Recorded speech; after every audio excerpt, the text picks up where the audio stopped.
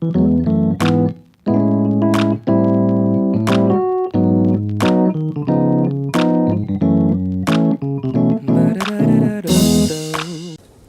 of all, I'd like to thank Professor Ko and Professor Lin for inviting me to this high-level conference on law and AI.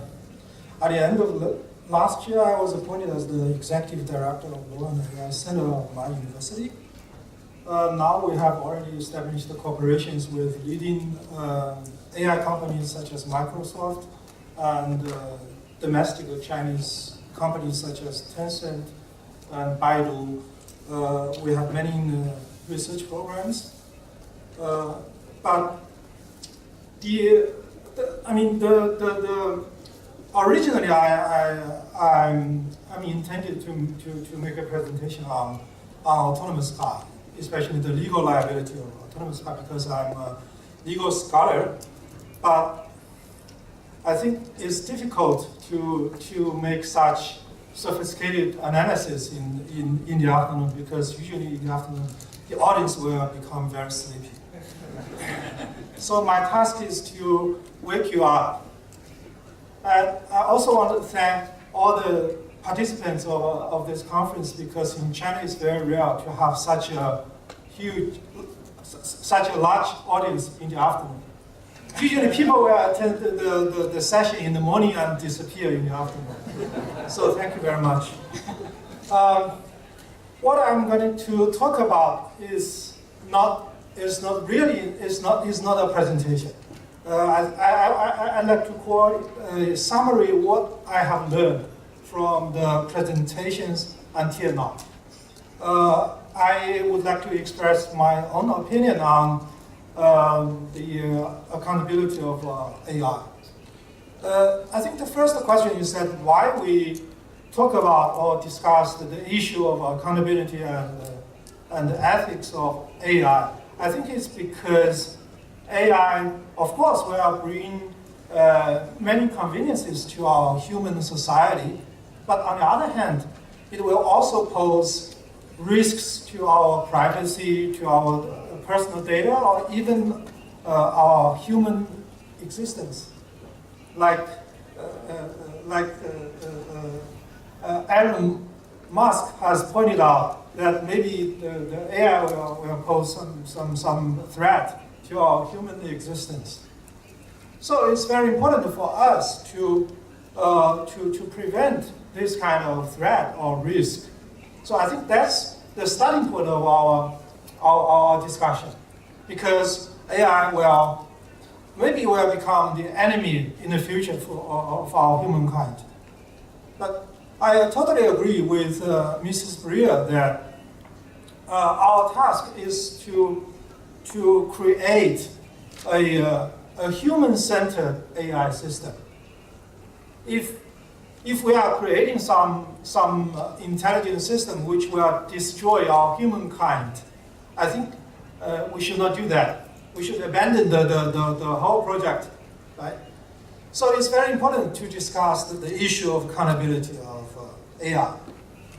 But in my opinion, I think there are two major approaches to ensure that the AI system can be accountable. I think that the first approach is technology. AI is a kind of technology, but so this means that we can use another kind of technology to ensure that AI be accountable. As I know that recently, University of Oxford, Dr. Singh, is that He's from Cambridge. Brent is from Oxford. They have cooperation with Oxford, and they created a new research project on creating a similar system with the flight recorder of the airplane. So they are trying to design and create a so-called black box of AI system. I think it's a good idea. It's a good idea, because if we have such a kind of black box, maybe in the future when the AI causes some harm or create some program or create some threats to our privacy, for example, we can use the black box to check what has happened. So this is a good example. This is a good attempt. I think technology can play an important role in helping us to creating a accountable AI system. But on the other hand, I think more importantly, I think we should from now on put our focus on the aspect of regulation. When I refer to regulation, I think there are three levels. There are three levels of regulations. I'm not quite sure whether you have noticed that recently the vice president and the president of Microsoft, Harry Shen and Brad Smith, they co-authored a book called The Future Computing. In this book, they proposed I think a wonderful structure of regulation of AI. On the top of this structure is the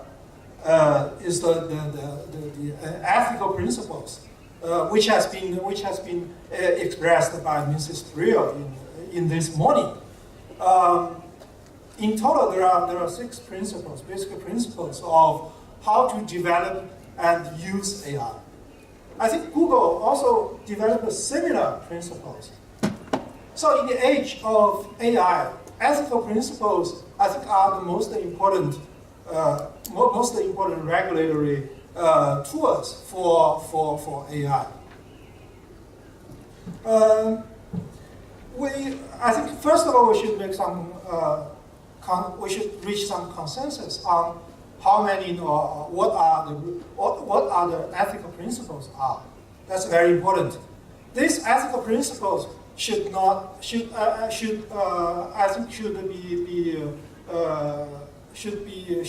put restrictions on the developers of AI systems, and of course, these ethical principles should also be applied to the users of AI systems. So on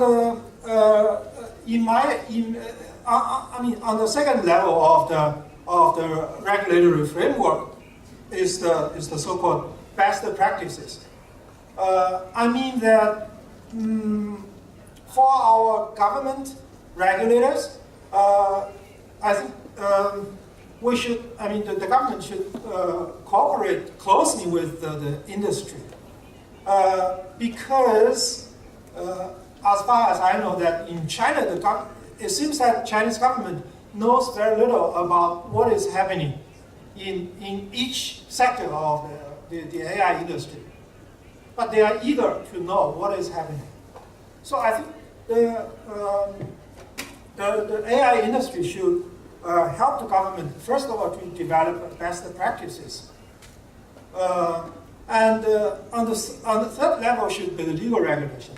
Since I'm a legal scholar, I think legal regulation is also required. It's also necessary. I think there are 2 points I want to emphasize. The first point is that we should not overestimate the role of legal regulation.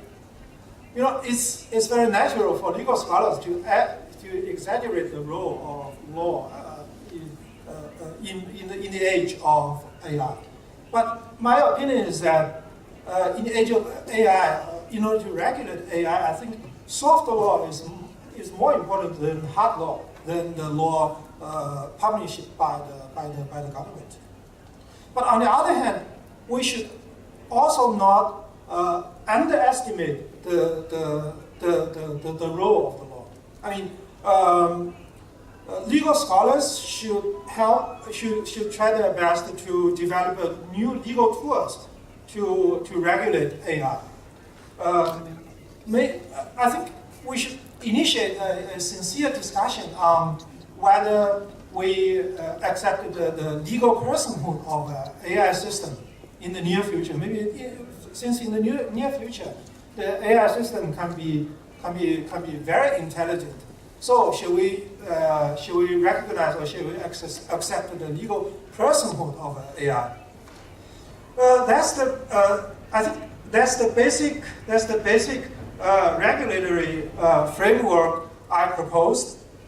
I also agree with many participants of our conference that in order to make AI accountable, the government, the computer scientists, the legal scholars, lawyers, even the users should work together. We need a teamwork to create a safe, a fair, intelligent system. I think without, I want to make a joke. Finally, I want to make a joke. Actually, this morning, in the first panel, our panelists have already finished it, or have already said what I have said this afternoon. Because, you will see that there's no clear boundary among within this area. You will see that I'm a criminal law professor. It seems that I have nothing to do with AI, right? But nowadays, but today I have the opportunity to make a talk here. So it's an example of the so-called interdisciplinary cooperation. So in order to make the AI accountable, we need this kind of teamwork. Okay, thank you so much.